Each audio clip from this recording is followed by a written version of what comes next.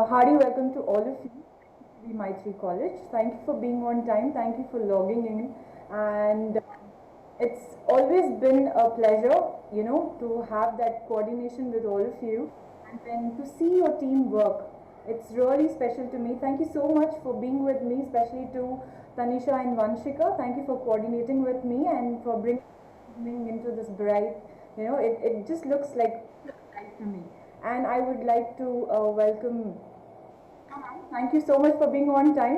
ऐसा कभी नहीं हुआ कि आप एक सेकंड या एक मिनट भी लेट हुए हो. मैं हमेशा सोच रहती हूँ कि I am late because I always do that. Sometimes time management doesn't come to me and by seeing you seriously I have to learn a lot. Thank you so much, Richard.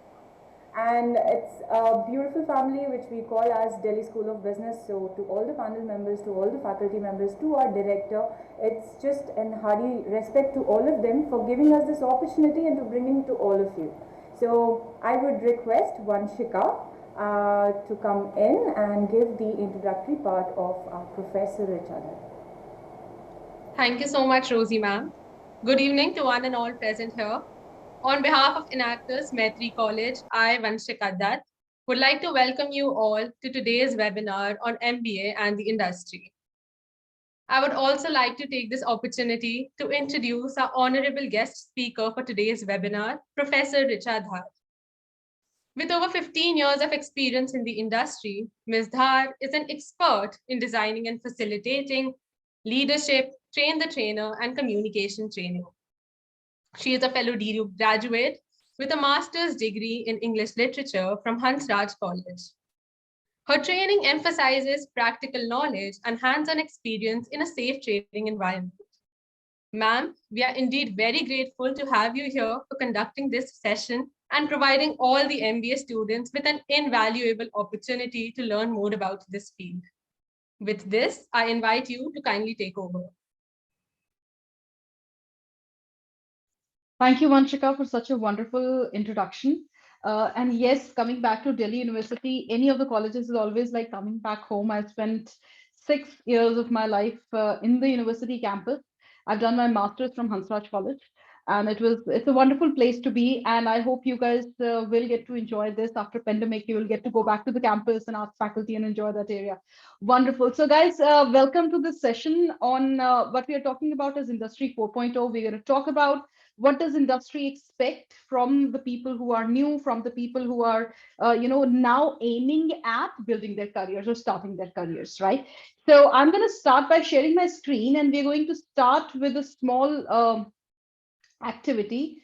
And just a second. So just a second. Can you help me with this, Rosie? I'm not able to see when I click on share option. I'm not able to see my PowerPoint as one of the options there. Sure, ma'am. I'll look into it. Thank you. I'm sorry, there's been a little bit of second camera, and it just shows me whiteboard for some reason, no other option. I'm looking into it now. Sure. Okay, in the meanwhile, let's start with a very simple question here. What is it that okay, in the chat, I like a response from everyone where you can tell me what is it that you are, what is one thing which is extremely critical for you when you think about your career? When you think about yourself, your career 3 years or 5 years down the line, what is that one must-have thing that you should definitely have as a part of your career? I'll request everyone to write their response in the chat, and we'll give you now 2 minutes for that. And meanwhile, this thing will be up and running. I hope the question is clear. What is the one most critical must-have for you when you think of building a career or think of yourself as a professional? That you expect that, okay, if this element is present in my life, I'll be like really satisfied with my job, with my work. Sorry, but if you can just recheck once more time. No, it's just when I go to basic, it just gives me an option of whiteboard. Okay, then I'm going to give you the rights again. If you can just recheck. Really I have breakout rooms, so seems like I have the rights, but Will it help if I log out and log in again, and we can try that out again once more? Ma'am, if you would feel like, yes, if you can do that, yeah. Yeah. So, guys, I'll request you all to write your responses in the chat, and I'll just log in and log out to figure this out. And once we are back, we will look for it. Just, I hope I'm not. I hope I'm not the host, right? Ma'am Yeah. Ma'am Richa ma'am आप हमें जी. एक बार host बना दीजिएगा, आपको हमने host बना दिया, आप एक Okay, बार I'll लॉग आउट make करके लॉगिन कीजिएगा. you. I'm not the host. DSV the host. I'm just a participant. ठीक है ma'am, then in that case please restart your application. So I'm not the host. You'll have to make me a co-host or host, I believe. Host बना देगा.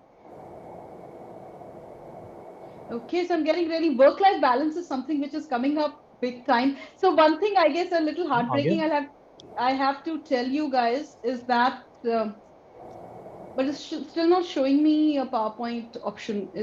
I'm a co-host now, but when I click on share, it just gives me whiteboard. So will it be work, Wilson, if I log out and log in again?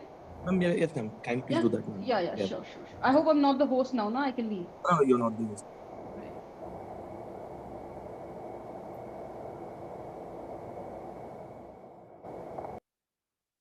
देखो आपको बनाता हूँ, एक second रुको, meeting में हो.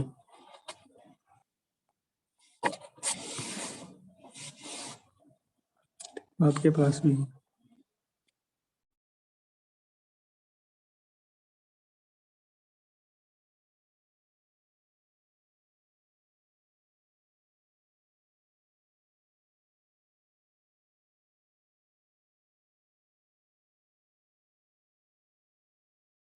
I'm really sorry for this technical glitch, but unfortunately, while technology really gives us wings, it does cripple us sometimes as well. And I hope all of you will stay with us and will be a bit patient. And yes, we are back on track. So thank you so much. It works now. Great. So guys, I had a little question. Ma'am, Richa ma'am, is it working now? Yes, it is absolutely fine working, Wilson. Thank you. Okay, thanks ma'am. Okay. Great. Okay, so great guys. So here's my question, which I had. Unfortunately, my chat has little disappeared. So Rosie, can you read that out for me? What are the responses? I remember work-life balance and confidence. If anything else has come out. Sure, ma'am, I'll read it for you. Best opportunities according to my skills and qualification. Okay. Confident. Work-life balance, experience, confidence, determination. Okay, wonderful. So guys, let me tell you guys one thing. The work-life balance is a wonderful thing to have. Little bit elusive for the people who are currently in the industry. Hopefully you guys can find it out for us as well. But yes, there are certain things we can do. I mean, that was on a lighter note, but yes, there are certain things we can do. And technology has made it a little easier for people, especially in the last 2 years, that has kind of bring home the work-life concept. And today, when we talk about Industry 4.0, we will also talk about how exactly does it work and how exactly has technology not only changed the way we experience as a customer, but also as a potential employee when employers look at us, right? So we're going to start with a little, activity, and I'm going to give you all exactly 1 minute, I believe. Okay, let's start. I need all of you to write your response in the chat. The question is very simple. Count the number of squares. How many squares do you see there? And write your response in the chat. And your time starts now. And I'll request everyone to please write their response in the chat.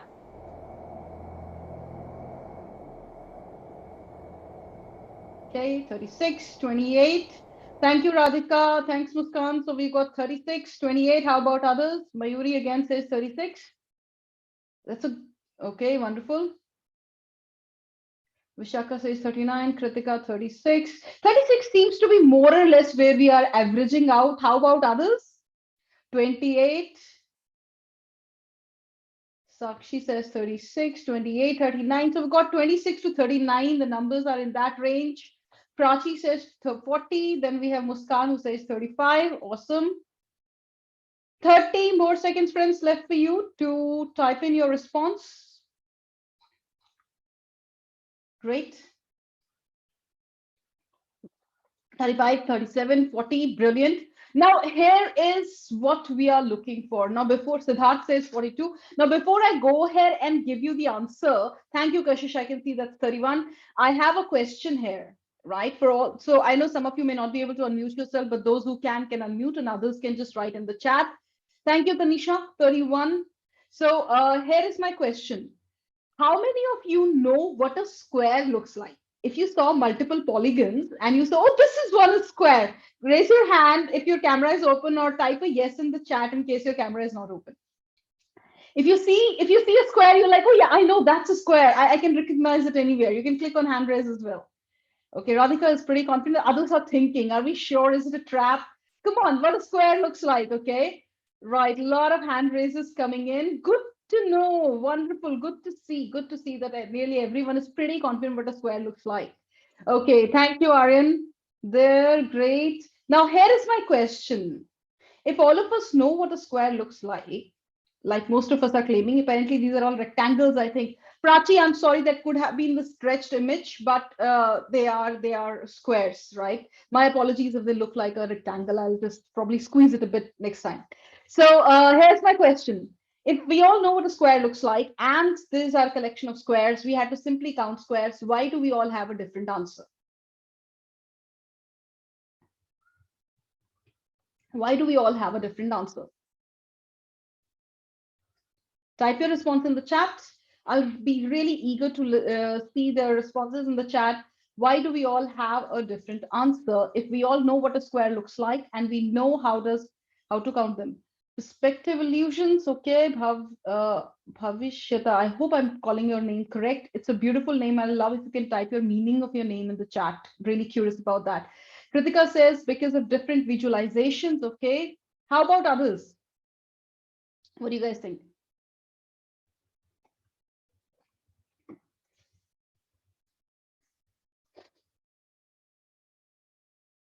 Oh, wonderful. Beautiful. Thank you for sharing the meeting. So we've got different visualization perceptions. That's absolutely correct. You know, see, what you're looking at in front of you is not an illusion, but layers and layers of squares.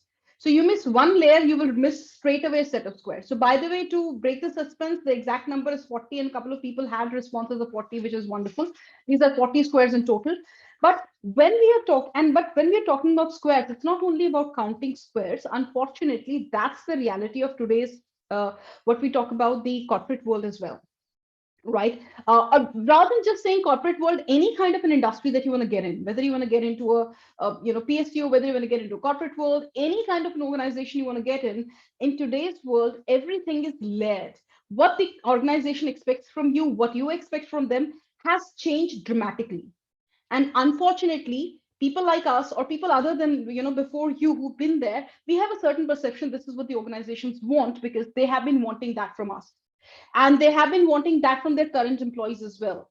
But when you guys will get into job market, organizations will no longer be hiring for today, they will be hiring for tomorrow, and that's where you're going to miss certain squares.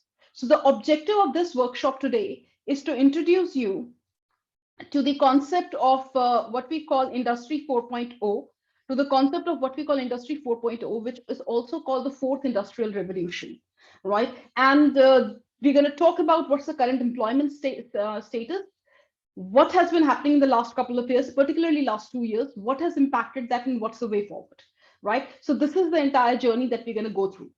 So here is the Indian Skill Report 2021 Employment Survey in front of you. So you can see I've been very unbiased. I've not given you only MBA or BTech people. I've given you all the scores right from Pharma, Polytechnic, MCA, BSc, BCom, even BA, MBA, any background, right? And you can look at the percentage of employability. Now here's my question. When you look at 2020, 2021, even for that matter, 2019, does it look like good news or bad news? If it looks like good news, give me a thumbs up. If it looks like, no, this can't be good news, give me a thumbs down.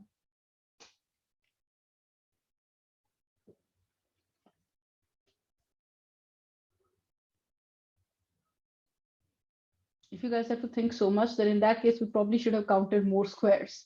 We probably need to count more squares. Okay, Tanisha has finally made up her mind. This is not good. This doesn't look good, okay? How about others? A thumbs up or a thumbs down? Aryan says thumbs down, absolutely not good. By the way, those who are sitting here and thinking, see, I am going to start my own business, I am going to be an entrepreneur, right? I've seen enough of Shark Tank. I know exactly how the business model works, right? By the way, in your case, also the skill set is the same, right? Even companies, when they are hiring these days, they're not looking for employees, they're looking for entrepreneurial thinking people, right? So, okay, so I guess partly good news is that everyone thinks this is the bad news. Okay, that's a good start, that we're starting at a good point. Now, the question here is that if this is bad news, then why is it a bad news? Why is it that the corporate has been, what is it that the corporate is looking for? What is it that the organizations are looking for in the people that they're hiring? So let me put a small link in the chat. And I'll request you all to click on this link. It will take you to a small form, which will be on a website of menti.com. And which will be on a website of menti.com, and you will have to just type a small question there. And you'll have to simply type a small, just a second, I'll just upload the form and get it running. So all of you will be able to see that. There it is. And once you click on this link, it will ask you a very simple question.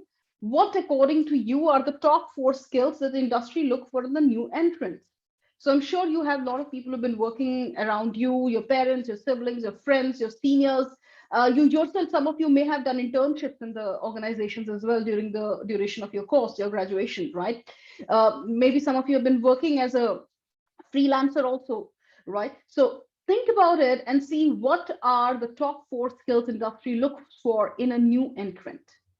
Work X, okay, yes, that's unfortunate reality. So freshers no longer can say I'm a fresher, right? When you are a fresher, I'll look for a limited experience, but I'll definitely look for some kind of an exposure to the industry. Time management, determination, leadership, decision-making, communication, skills according to job, knowledge, okay, innovation. Innovation is a very good one. Yes, that definitely, is a very important part of it. Determination, skills. So I'll keep it running for another couple of minutes, and then I'll be, this form will run in the back end. So I'll request others to also type in their responses. So you can see the 3 words which are coming in the bold: confidence, leadership, time management. This means maximum of the people who have submitted the response, this has been there in maximum number of times, right? These have been voted for the maximum. So you can see some words maybe coming up now. Innovation has started picking up. So time management has gone a little down. So these are definitely, talk about decision making, communication, confidence, leadership, time management. No doubt these are the skills. And you know what? These are classic skills. These are the skills that anyone requires to survive, not just to thrive, but just the basic survival skills when it comes to actually making a mark for yourself in a work environment. So we are talking about communication has picked up, and I'm really glad about that. I was wondering where has that gone, but that's really good to see it has come back on the screen. So communication is very important, and communication not only as the ability to present, but ability to connect with people. So I'm a corporate trainer and doing that for nearly 15 years. I've been training and consulting corporates. And one thing I can tell you, the common area of training or coaching has always been communication for leaders. How can they communicate with the team better? How can they communicate with the clients better? Written, verbal, any kind of connection, primarily, how can they build, right? It's not just information sharing. So that definitely is a skill that they will be looking for you when you go for your interviews. And you'll see most of your interviews will be evaluated. No one says, can you communicate? But they will be evaluating you as you're communicating, right? So definitely we're talking about leadership, uniqueness. Yes, that's one word which is really coming up, and we're going to touch base upon the entrepreneurial spirit and the mindset. That's where uniqueness comes into picture, and the organizations are genuinely looking for that. So I really am amazed at how close your list is. It possibly covers most of the areas that the corporate looks for. So let me just go back to my PowerPoint and show you guys exactly what I have been able to collect over the years working with the organizations. And here's the list of top 10 most desirable skill sets in new entrants, right? So you can see most of them have made the chart. Now, problem solving tops the chart, by the way. right? Problem solving tops the chart. So they need someone who is not just ambitious and not just has great innovative ideas, but somebody who can actually resolve the issues which are there on ground. Teamwork and collaboration comes close. Second, personal communication, like I said, comes close. Third, so that's how important it goes. Then, of course, leadership, adaptability. Now, general awareness will come as a surprise to a lot of you. Will be like, okay, I'm not sitting for an IS exam. Why exactly is general awareness there? But if I'm not aware what's happening in the industry around me, I'll not be able to strategize for the future. I'll not be able to preempt the coming challenges or preempt the existing and future opportunities, right? So that's why general awareness becomes absolutely important. Thank you, Radhika, for agreeing with me. That's really nice. And we're talking about emotional intelligence, right? And this is something which sounds very theoretical, but actually goes hand in hand with being able to handle stress, right? Your ability to manage stress, your ability to work with people, your ability to communicate well. So primarily your ability to manage yourself, right? So that's extremely important. Time management, prioritization, creativity, and of course, ethics, right? There are organizations where if you're underperforming, they will still give you another chance. But if there is even one ethical mistake or one place where you compromise your ethics, right, and they find it out, even if you're a top performer, you'll be immediately sacked, right? And that's how important ethics are for the organization. So this is brilliant that most of what you put on this board was here. Now here is the challenge. This is something that we've been doing for years. Corporate has been looking for years. People have been training and studying accordingly, getting their qualifications accordingly. But unfortunately, in spite of all of this knowledge, in the last 2 years, 2019 onwards, now it's a third year going on, the employability ratio has been consistently coming down. Now, here's my question, and I look forward to your responses in the chat. What do you think has caused this sudden reduce in the employability skills? See, I'm not talking about employment. Keep that in mind. It's not about the jobs not being there. I'm talking in employability. The jobs are there, but people are not, the organizations are not finding people who will fit, who have the exact skill set match which they require. So you will see that it's been very slow but consistent increase to 2018. And suddenly from 2019, the graph started going down. So here's my question. What do you guys think is the reason that this happened? Write your response in the chat. I'll be waiting for your responses in another couple of seconds, another 30 seconds or so. So whatever comes to your mind, think about it. What has changed in your environment in the last 2 years, which could have triggered this sudden dip in the employability of the people? And you will realize just if you look around you, and if you've been hearing those dining table conversations your family is having, or you've been listening to what your faculty has been talking, and if you've been doing internships, you will realize a lot of them have been able to, they've been talking about it. Shivani says lack of transferable skills, ability to work with technology. Tanisha, yeah, that's very important. Shivani, yes, transferable skills are absolutely important, but transferable skills are pretty much the ones we just discussed. Problem solving is a transferable skill. I've been doing that as, let's say, a member of the placement committee in my college, or maybe a debate committee in my college. Now I can replicate that in an organization when I'm working with a team. So that's a transferable skill. But yes, technology is definitely one of the reasons. Anything else that all of you can come up with? Inefficiency. Vanshika, what do you mean by inefficiency?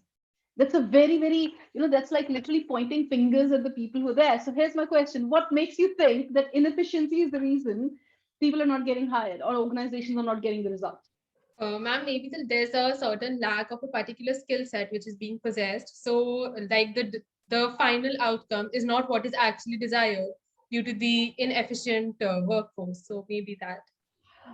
Yes. So while the explanation that you've given is pretty much on spot, and that's precisely what is happening. The skill set that we are looking for is not what the people are coming, getting ready with.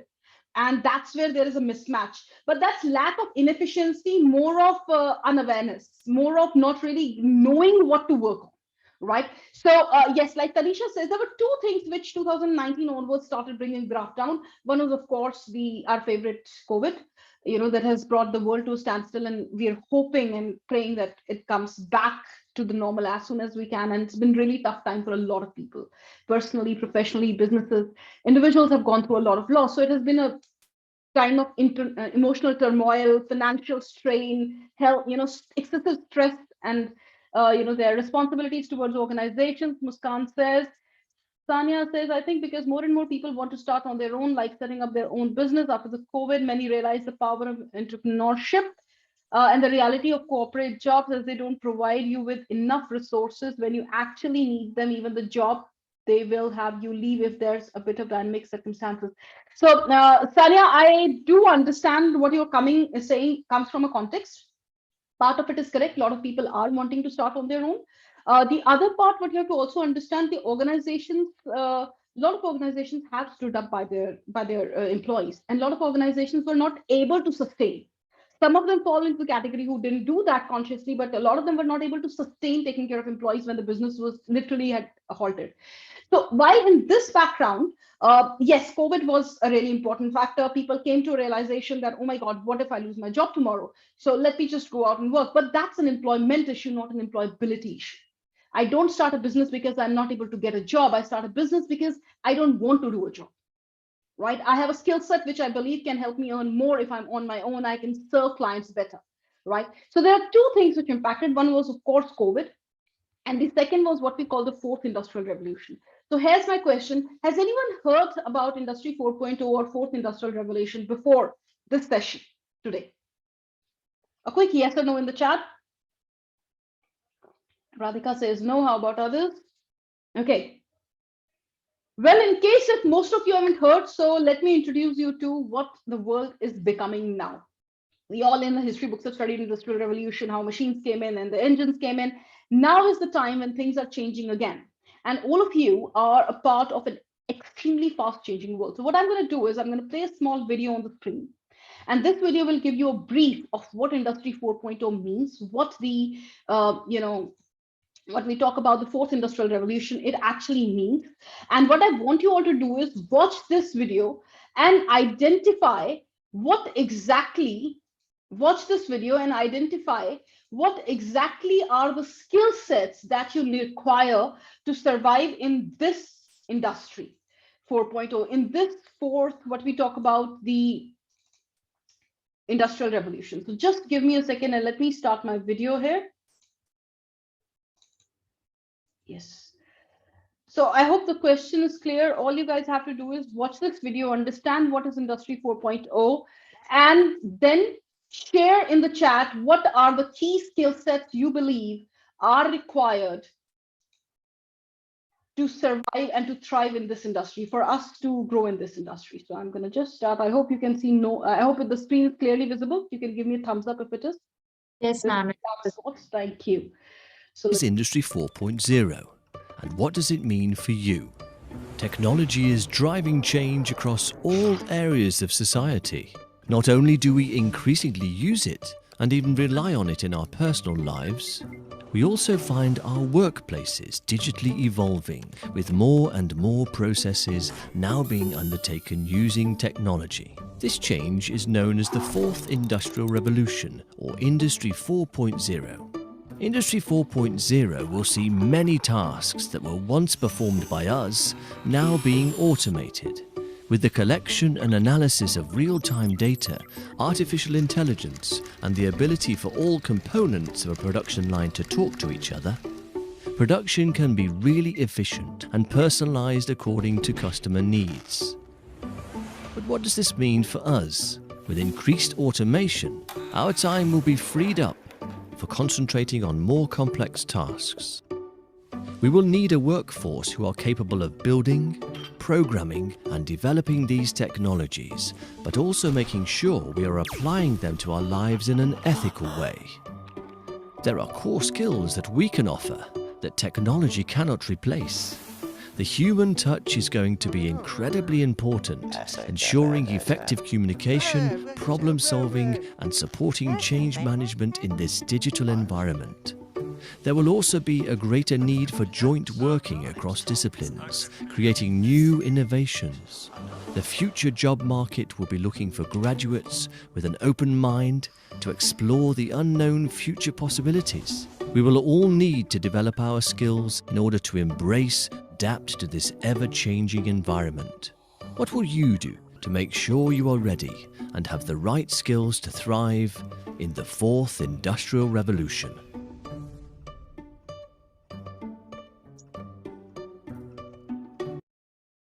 Okay, so I hope you all enjoyed the video.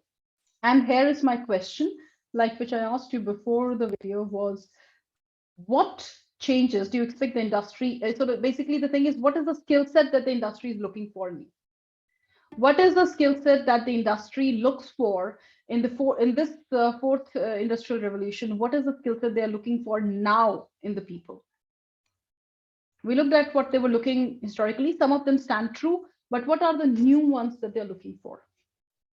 Write your response in the chat.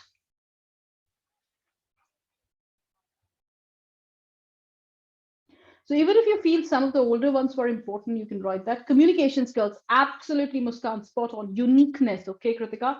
Adapting with technology, creativity, problem solving, spot on. So there is a word called design thinking. I hope some of you, I'm sure, would have heard of it. That's the latest into problem solving in the industrial world. So if you are starting out to probably applying for internships, applying for your job profiles, do a course on design thinking. There are a lot of them available. So that's the best way of doing problem solving in today's world, which is extremely volatile. You never know what's going to happen tomorrow. You know, you can't strategize for 10 years straight. Companies are strategizing year on year, month on month, given especially the COVID scenario, how things are changing. Technology, you never know what new technology might come up. Sanya says open-minded adaptability to change in dynamic business scenarios. Spot on, Sanya. You have hit the nail on the head. The most important thing that they are looking for is someone who can live with the feeling of, I don't know what's going to happen tomorrow, but I'm going to still create something of value for tomorrow, right? So open-mindedness and adaptability, right? So we are heading to a world where multitasking is no longer important. You know, that used to be the guru mantra everybody would say. I don't know if you guys have heard. When we were in college, you know, you should learn to multitask, try to prioritize. Yes, prioritize is valid. Multitasking is getting replaced with multi-skilling. I cannot say I'm just a trainer, I'm just a faculty, I'm just a designer, I'm just a teacher. It doesn't work anymore. So if you are a designer, you have to still know how the business works, because only then you can create products that your sales team can sell. If I'm an art, let's say if I'm a teacher, I have to know exactly what is latest in the market, what can I provide to my students and to my students' parents and to my organization, and how can be a better teacher than the others. So it's a continuously growing environment that we are in, right? So when industry 4.2 expectations, what they're looking for is transdisciplinary skills. So nobody can say I'm from arts, I'm very good at what I do, but business is not my cup of tea. Doesn't work anymore. So, you know, it doesn't matter which field. I'm an engineer. I can design really nice buildings. I can make very good machines, but hire someone else to go and talk to the client. Doesn't work. So if I'm an engineer, I'm creating a product, I have to still go and talk to the client, understand their requirements, give a pitch if required, right? So organizations are working interdisciplinary. For example, you know, departments like HR, which in old times were called the support functions.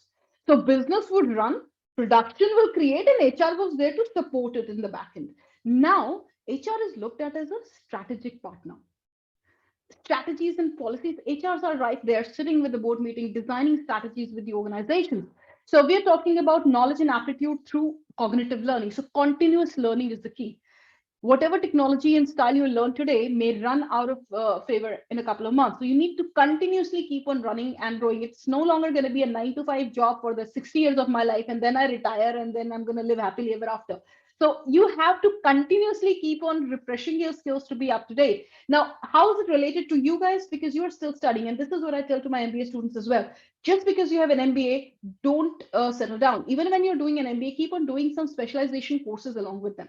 So if you're doing MBA finance, do a financial modeling course along with that. If you're doing an MBA sales, do an interpersonal presentation skills course along with that. So keep on building other skills.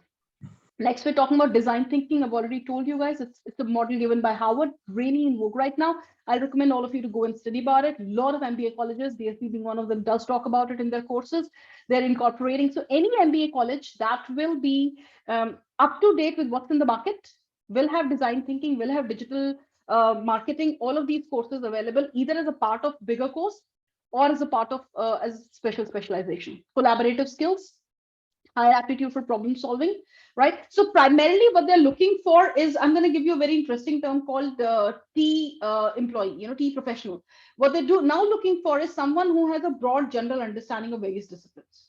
So when I'm being interviewed, I'll not only be interviewed for how well do I, do a particular activity in which I'm super qualified, right? But also my in-depth, also how do I work with other disciplines? How can I work with, resolve conflicts with production? How can I work with sales? How can I work with, so it, for example, there are a lot of organizations who traditionally have been in the habit of having people work for a couple of months in every separate department when they join it. It's a part of their year-long induction program. And more industries now are realizing that they really need that. So we are looking at broad understanding of everything. Multi-skilling is what we are talking about.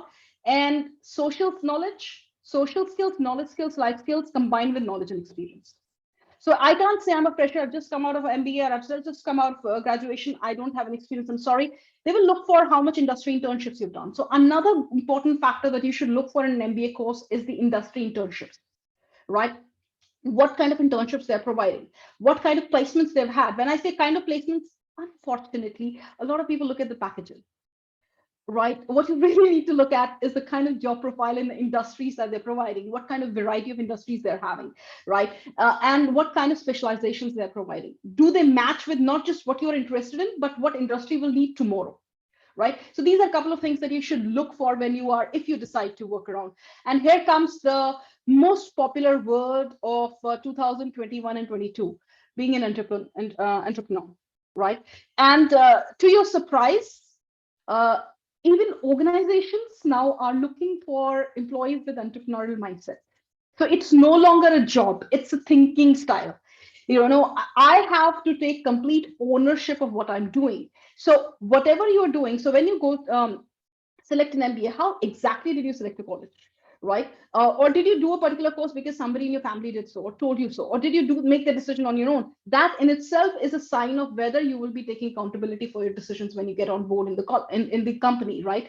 So what they're basically looking at, people who can take decisions, people who, and for this, you need to understand the whole business model. Unfortunately, you can't be an entrepreneur by saying, oh, I'm a very good innovator, right? So I'm an entrepreneur. That doesn't work. A lot of beautiful innovations have really, failed because the entrepreneurs didn't know how to sell, how to run the business, how to set up the entire business strategy or design a business model. So that's where MBA comes into handy. You may have specialization, and that's why you'll see not only BTech, now a lot of graduates from BCom and BA and BSc and a lot of other, even BA economics also, and they're moving into and doing what we call this an MBA. And they're either immediately or a couple of years down the line, because your initial qualification can get you a job. But if you want to get into leadership position, now the organizations expect this person should know how the business works. So even if I'm let's say a designing department head, I need to know exactly how my sales work, what my clients need, what the customer service is working on. Only then I'll be able to pitch in and create new relevant designs. So this is where now we are looking at, how many of you have heard this term VUCA word? You haven't? Okay. So once you guys get into MBA, you will. It's the most favorite word of everyone who comes from industry and gives a talk. It basically was introduced by American defense forces when the Soviet Union, Russia, right now as we know it, fell down. And that's when they realized, before that there was Cold War, America and Soviet Union, they knew, okay, there is a one clear enemy. Now suddenly there was no clear enemy. So they said that the world is more like, it's uncertain, it's complex and ambiguous. And unfortunately, due to COVID, the world today is also very much a VUCA world. We don't know exactly what's going to happen tomorrow, how the things are going to move tomorrow. Governments, companies, everyone is designing a policy day in, day out. So what they're looking for is people who will have a vision, right? Not just 5 years down the line, where do you see yourself? A vision. What do you plan to do with your life? How do you plan to contribute to us? An understanding of what is the current business scenario, clarity on what is expected out of them, and that's why you remember the first question I asked you. What is the one must-have thing you need to have in your career? Right? So confidence, work-life balance, All of these are things will unconscious determination, all these things will unconsciously influence your decisions and choices that you're going to make for couple of years down the line. So you will have to identify what is it that's important and why is it important? What will you gain out of it if you get that? Right? And agility, of course, the flexibility and the adaptability of being in the unknown world. So entrepreneurship is, by the way, not a job, right? It's a mindset. So I can work in a company and I can be an entrepreneur. I can start my own company. I may still fail as an entrepreneur because I did not know how the business runs. So you will see a lot of entrepreneurs usually say that, a couple of startups shut down and then I realized what happened. And a lot of entrepreneurs, run their businesses, go back, do an MBA, come back and then run a successful business. And the story is very simple. I may be very passionate about my product, but I need to know how it is sold, how it is created, how the model works, how the finance works, and all of these things combined. And that's where business administration comes into picture. Now, someone was talking about, startups a while back in the chat. So let me just tell you guys a beautiful story here. India has had 36 startups. Unicorns, you all know what is a unicorn? Not the Disney unicorn, but actually in the business world, what do we mean by a unicorn? If you all have been watching Shark Tank India, you would know what is the unicorn in business world. Right there in the chat. Okay, yeah, go ahead. By use. Yes, definitely. And why is that a unicorn? Ma'am, that's 1,000 crore over industry. Absolutely. Any industry which is over 1,000 crores is, any startup which is over 1,000 crores is termed as a unicorn. India has had around 36 unicorns, if I'm not wrong, in the last 10 years, and 37 alone in the last one to 2 years. So I guess you can see the shift which is happening there, right? So the idea is not that people don't have jobs, so they're going to set up their business. It's not, that's not the reason. The reason is now people have more ideas because things are changing very soon. I have a concept, I have an idea, and I want to be able to pitch it in. But my investors want to know, if you have seen Shark Tank, my investors want to know, what is my valuation? How do I plan to expand? How do I plan to get the money? How do I plan to invest the money? And I need to know how the business works before I do that, right? So a good idea is extremely valuable in today's time, but an equally valuable asset is ability to bring that idea to life. And that's where business knowledge comes in.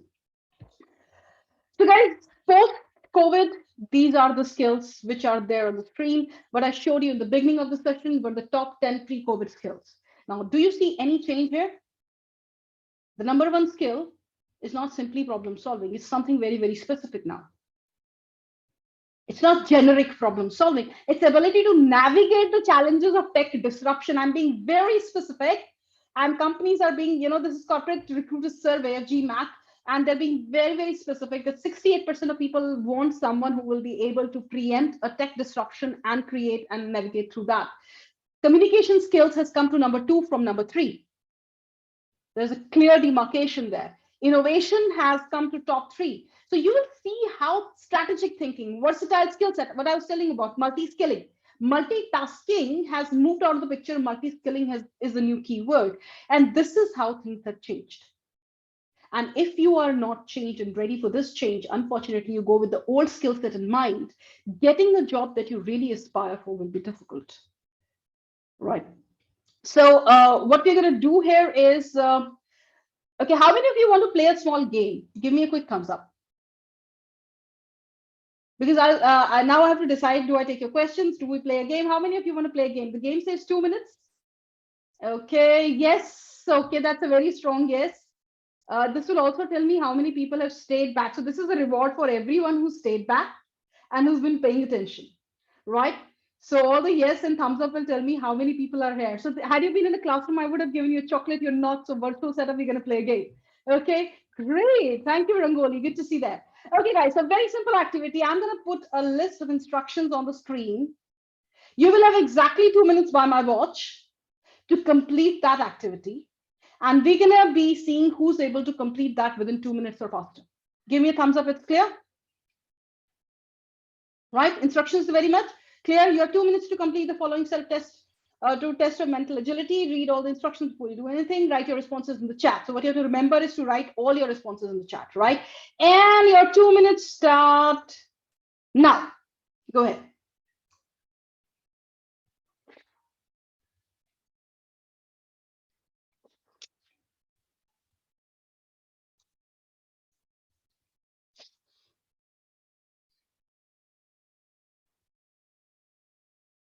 If you're going to win this game, you have to work faster.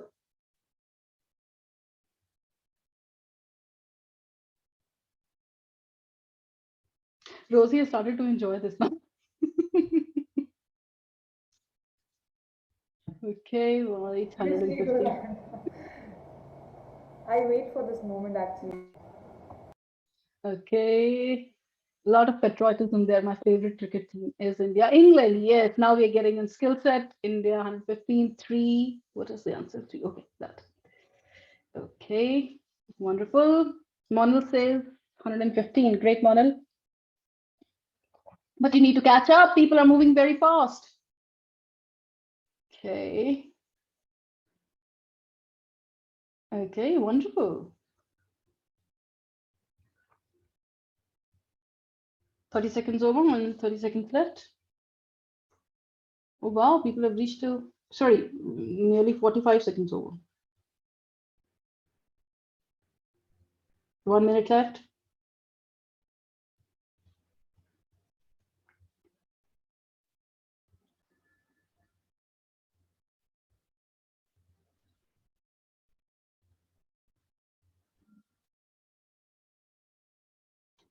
Wonderful. I have. People are moving to I have. 30 seconds left.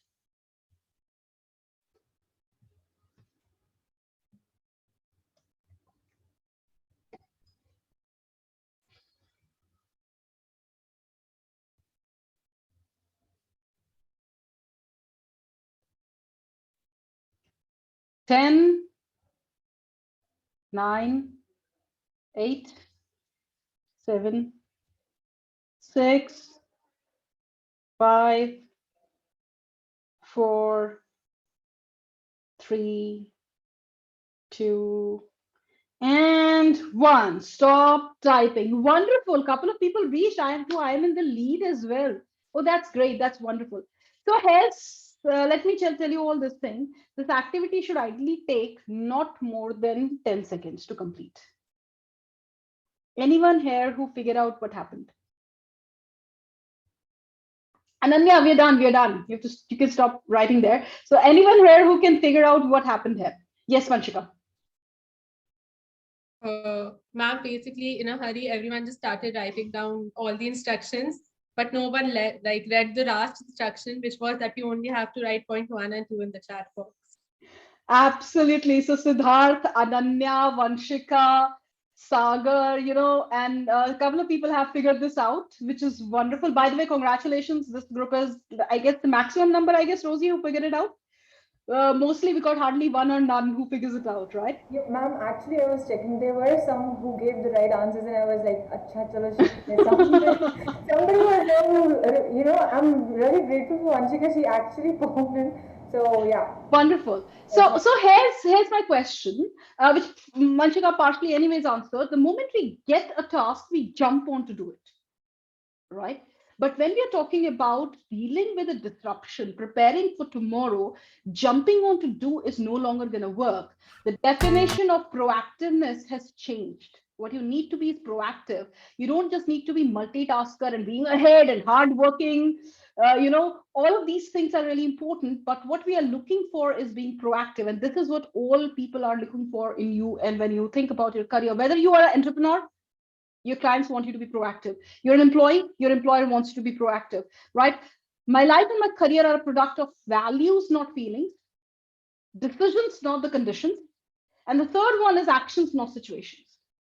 And the last one is my favorite. Because in the last 2 years, I've seen a lot of people who have really struggled to come out of this difficult time.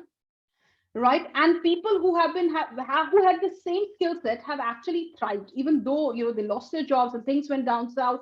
So what we are looking for is people who are proactive, people who don't think, oh my God, what's going to happen if things go wrong? People who think, okay, what is different that can happen tomorrow for which I can prepare myself today? So now when we talk about higher education, you need to look for education that can prepare you for tomorrow. And when I talk about MBA, because this is a specific session particularly to MBA, you need a course that prepares you for tomorrow, not the MBA of today, but something that offers you for tomorrow.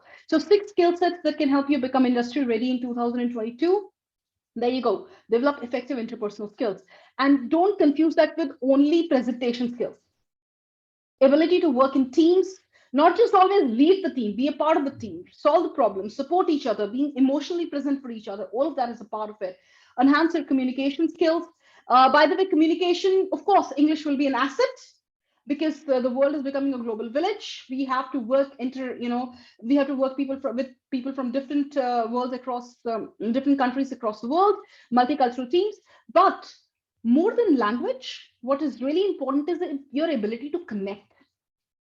While language used to be a challenge till a couple of years back, now there is enough technology to pitch you in if you are missing on the language part of it, right? So, Google and other technologies have like taken care of that. What they really need is your ability to connect and express and understand others.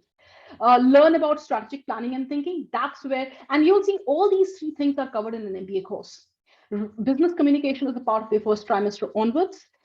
Enhancing your communication skills, you will have presentations, you will have industry exposure, you will have full-time internships, part-time internships, industry projects, live projects, where you will be working with people who are beyond just your classmates.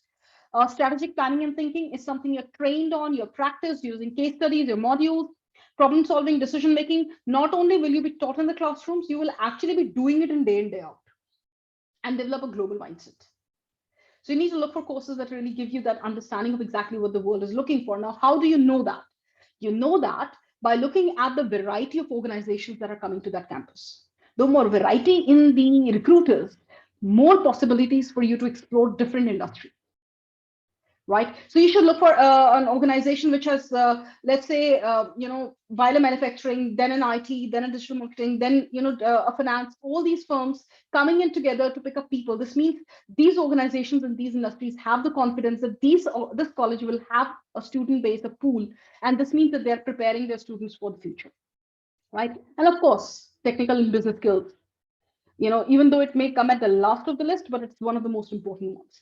The T professional also said, your extreme knowledge in your specialization, extremely good knowledge in specialization, and basic knowledge of general disciplines as well, right? So that's what the world Industry 4.0 is looking for from you.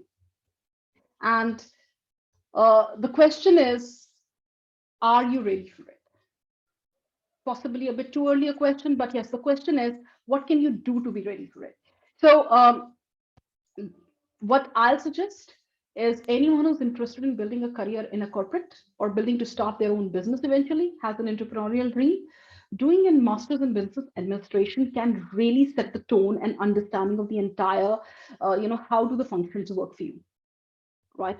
And then when you go even into work scenario, whether you start your own, whether you join your family business, whether you go and join an organization, a corporate, a startup, a conglomerate, doesn't matter.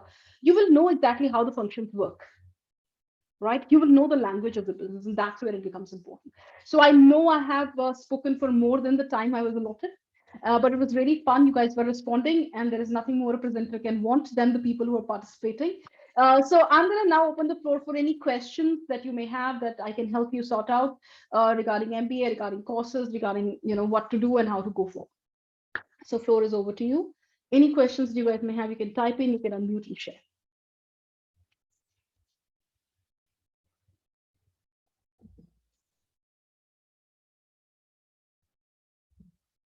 I'm glad that my session has been so good. All the questions are answered. Oh, I'm really touched. But any question out there, you can type in the chat. See, understand one thing.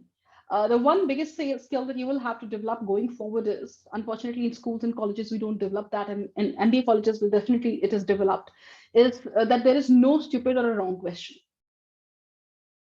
Any question that can give you clarity, you need to have, because you never know what will happen tomorrow, and you should probably have asked that question day before. So if there is any doubt, any query, any concern, feel free, and to my best ability, I'll try and answer as many of them. Aryan says, how will Delhi School of Business help the students to gain employable skills? So Aryan, in my journey with DSP, what I've seen is that we have a very robust, number one, we don't just throw the students in the business world, we have an entire structure where we prepare students. So if you will look at our faculty, now this is not just for DSP, for any college, I'll say, look for the faculty base. Now at DSP, we've got faculties who have a lot of corporate experience. So they're not just people who are from academia and coming here and telling how business works. They're the ones who've been working in businesses, had their own businesses, now they're working with academia. The second thing is that a lot of them come from really prestigious colleges like IIMs. So they bring a lot of world knowledge to the plate. The third thing is an extremely strong alumni base. The college has been there for decades. There are alumni who are constantly a part of the campus activities. They come for the talks, they come for the discussions, they come for buddy coaching and mentoring as well. So that's again where Delhi School of Business makes a very separate impact. The other area is there a very strong internship program. So your summer internships are where you actually go into the industry for 2 to 3 months. Even on online internships, I was really amazed with the quality of work students have done. You go out there in the industry, you work with them, and it's not just simply you go and work for 2 months and come back. It's about the kind of guidance that the faculty continuously gives you while you're there, and the alumni base who can give you while you're there to help and sort out your issues, right? So, or to help you create really valuable projects which actually makes an impact for the business from whom you're doing internship, rather than just a random project. So quality of projects matters a lot. And in addition to the standard thing, another thing which they have is that the faculties will give you a lot of projects, live projects or in-house projects where you will go and study the industry, where you probably go and interview people. You have an opportunity to do part-time live internships in addition to your final internship.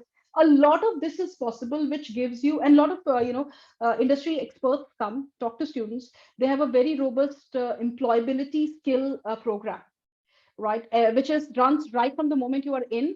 You have special classes, in-house trainers who train you on how to communicate, interpersonal communication skills. Business communication is a course. In addition to that, your body language, your communication skills, your presentation skills, industry general awareness is a part of the curriculum.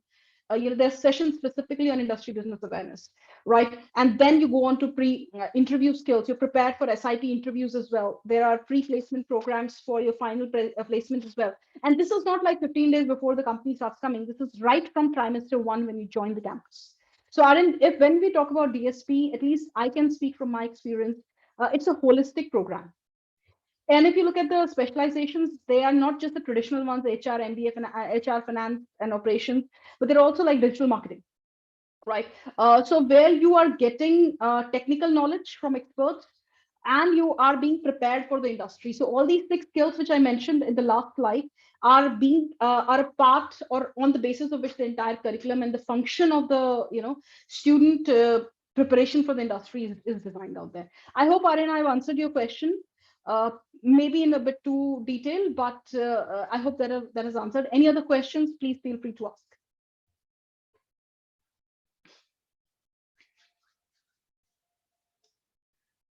So Rosie, here over to you. If there are any other questions, I'm still here. I'll be more than happy to answer. Well, I think all set, ma'am. I think everybody is quiet, so I don't think so they have any other questions. But thanks to all of you for giving such a good time, seriously, for your instant answers and the way you guys have approached. That makes us feel very proud. So it's been always like this. I've been always saying it, ma'am, your sessions are not just only one person who's talking, giving the answers, and then everything is from their side. No, you're something who makes everybody get involved, and that's what it makes like Professor Richada's session. So thank you so much, ma'am. That really makes us feel proud that we got an opportunity to sit and hear from you and for all your inputs. Thank you guys. You guys are amazing. You're still giving the comments, and that's really nice. Thank you so much. It makes us feel like, yes, we have done a little bit which can add in your career, where you can choose the best for you. All these, like, we know all these, 15 years, the academic which you guys complete is all good, but the 2 years, that PGDM or MBA program, you have to choose, like, it should be your core of best interest, because that's one which can build you guys more stronger as an entrepreneur or a business person or a person who can take the graph on the higher side. So I think you have been a wonderful audience. Thank you for all your participation. Thank you, Richa ma'am, for all your good deeds and even the needful thing which we needed and which was very much required. And we will get back to you guys very soon. Thank you everyone. Thank you Tanisha. Thank you Vanshika. Thank you for all the participants. Have a wonderful evening, guys. It's going to be a weekend, so you have a wonderful time with your family and friends. Take care. Good day. Thank you very much. Had a wonderful time and have a nice weekend, guys. All the best. Bye-bye. Thank you. Thank you. Thank you, ma'am. Thank you, Vanshika. Thank you, Tanisha. Thanks a lot. And really hats off to our IT team who really takes care of everything very well. Thank you guys. Thank you so much.